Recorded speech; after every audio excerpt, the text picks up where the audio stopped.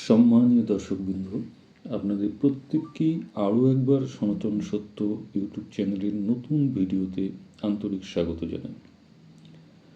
আজ আমরা এমন একটি গুরুত্বপূর্ণ বিষয় নিয়ে আলোচনা করব, যে বিষয়টির সঙ্গে শুধুমাত্র আপনার জীবন, আপনার পরজন্ম পূর্বজন্মই জড়িত নয়, তার সঙ্গে সঙ্গে কিন্তু আপনার পূর্বপুরুষ যারা এবং পরপুরুষ অর্থাৎ পরবর্তী প্রজন্ম প্রত্যেকেই কিন্তু একে অপরের সঙ্গে জড়িয়ে আছেন, একে অপরের পাপ পুণ্যের সঙ্গে কিন্তু জড়িয়ে আছেন।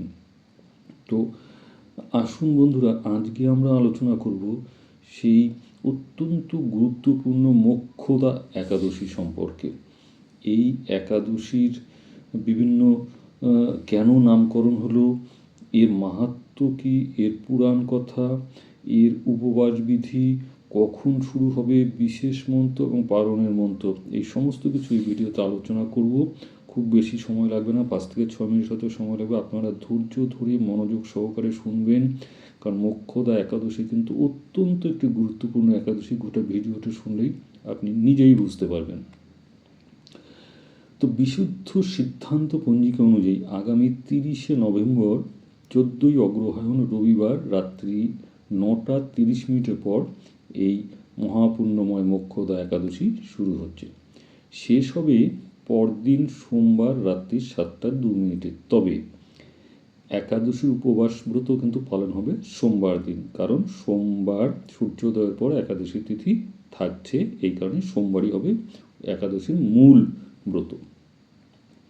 এই একাদশীতে অবশ্যই শিম জাতীয় খাবার কিন্তু একদম নিষিদ্ধ। যারা উপবাস করবেন তাদের তো কোনো এটা খাওয়ার ব্যাপারই নেই। অন্যরাও যারা সাধারণ মানুষ তারাও সম্ভবত সেই দিন পারলে পরে সম্ভব হলে শিম জাতীয় খাবার কিন্তু একদম নিষেধ। এবং পরের দিন অর্থাৎ মঙ্গলবার পারণ হওয়ার আগে পর্যন্ত পুঁই শাকও খাবেন না। আর পারণটার সময় আমি বলে দিচ্ছি, পরের দিন মঙ্গলবার সকাল 9:39 মধ্যে পারণ করতে হবে। পারণের মন্ত্রসহ সেটাও আমি একটু পরে বলে দেবো।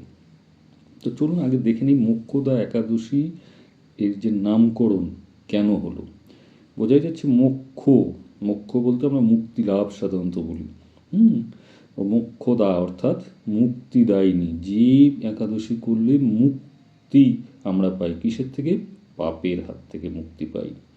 আমরা আমাদের পূর্বপুরুষদের মুক্ত করতে পারি, পরবর্তী প্রজন্মদেরও অনাগত পাপের থেকে আমরা কিন্তু মুক্ত করতে পারি।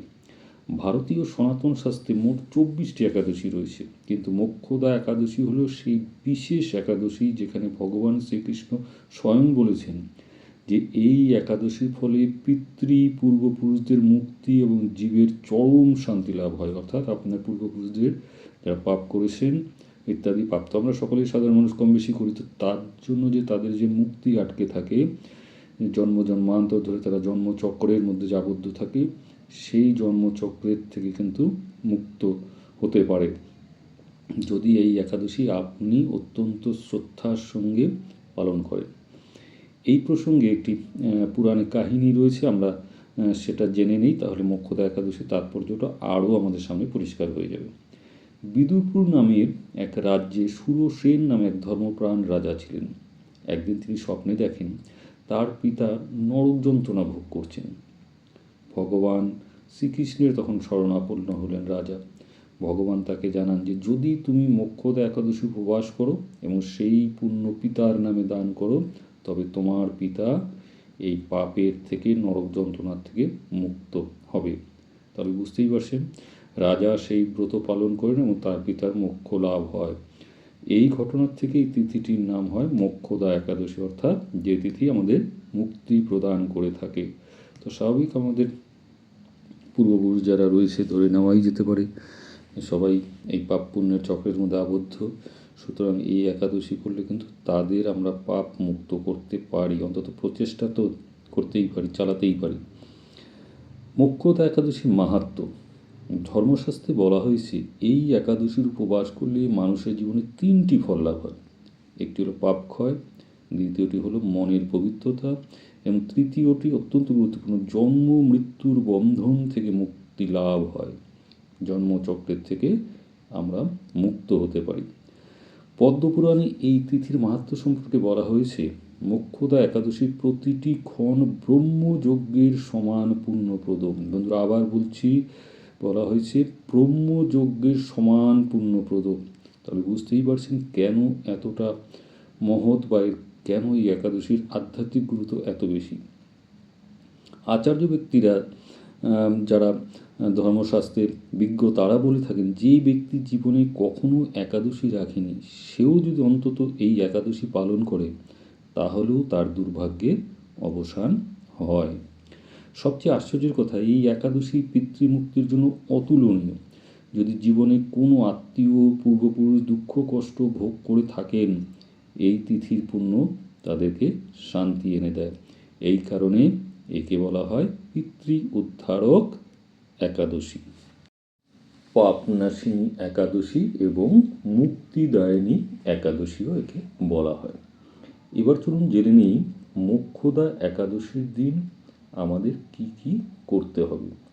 প্রথমেই একদম ভোরবেলা ব্রাহ্ম মুহূর্তে উঠে আপনি স্নান করে নিন, শুদ্ধ জামাকাপড় পরে নিন, তারপর ঠাকুর ঘরে গিয়ে ভগবান বিষ্ণুর নাম জপ করুন, গীতা পাঠ করুন, দিনভর যত সম্ভব কম কথা বলবেন, অর্থাৎ মৌন থাকার চেষ্টা করবেন। কথা কম বলবেন কিন্তু জপ করবেন বেশি। যারা অন্য কিছু জপ করতে যদি না পারে, হরি বল, হরে কৃষ্ণ, নমো বিষ্ণু, নমো নারায়ণ এই মন্ত্রগুলো জপ করতে পারেন। এবং অবশ্যই দুস্থ এবং অসহায়কে সাধ্যমতো দান করুন। পারলে অন্তত একজনকে দান করুন, তাহলেও হবে।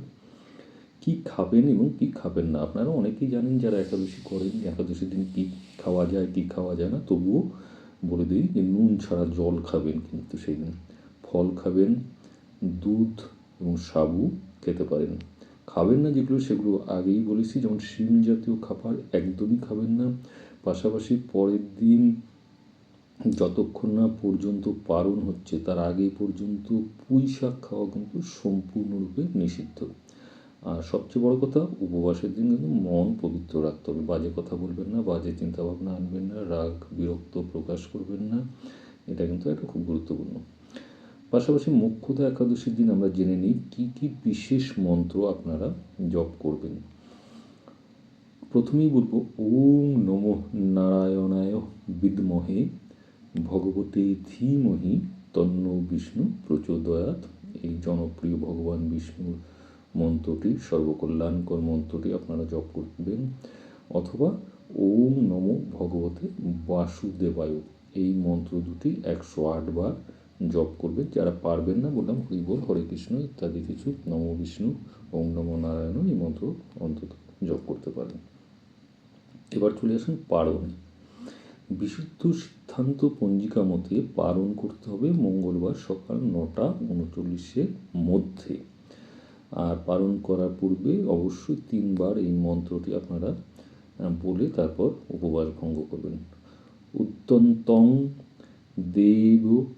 দেবৈষ সূর্য বিষ্ণু জগৎপতিম একাদশয়া প্রসাদেত দদাতু মম সুদিনম।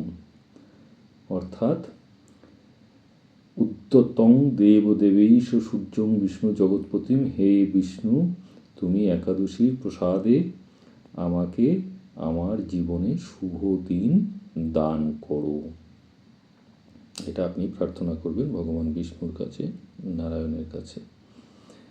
তো বন্ধুরা, মোক্ষদা একাদশী শুধু কিন্তু একটা ব্রত নয়, আমরা দেখলাম এটা একটা অমূল্য সুযোগ যেখানে ভগবান বিষ্ণু নিজ হাতে আমাদের জীবনের সঙ্গে সঙ্গে আমাদের পূর্বপুরুষদের জীবনের সমস্ত পাপ ক্লেশ দূর করে জীবনকে শুদ্ধ এবং শান্তিময় জীবন প্রদান করেন। তো আপনার এবং আপনার পরিবারের জন্য এই তিথি বয়ে আনুক অমঙ্গল নাশ, সৌভাগ্য এবং শান্তিময় জীবনের এক পরম সুযোগ। তো বন্ধুরা, ভিডিওটি যদি সম্মানীয় দর্শকবৃন্দ ভালো লেগে থাকে তাহলে অবশ্যই ভিডিওটিকে লাইক করুন এবং কমেন্টে লিখে জানান যে কীরকম লাগলো ভিডিওটি। পাশাপাশি মোক্ষদা একাদশীর সম্পর্কে আপনার কী মত সেটাও কিন্তু জানাতে পারেন। আজকের মতো এখানেই শেষ করছি। সবাই ভালো থাকবেন। নমস্কার।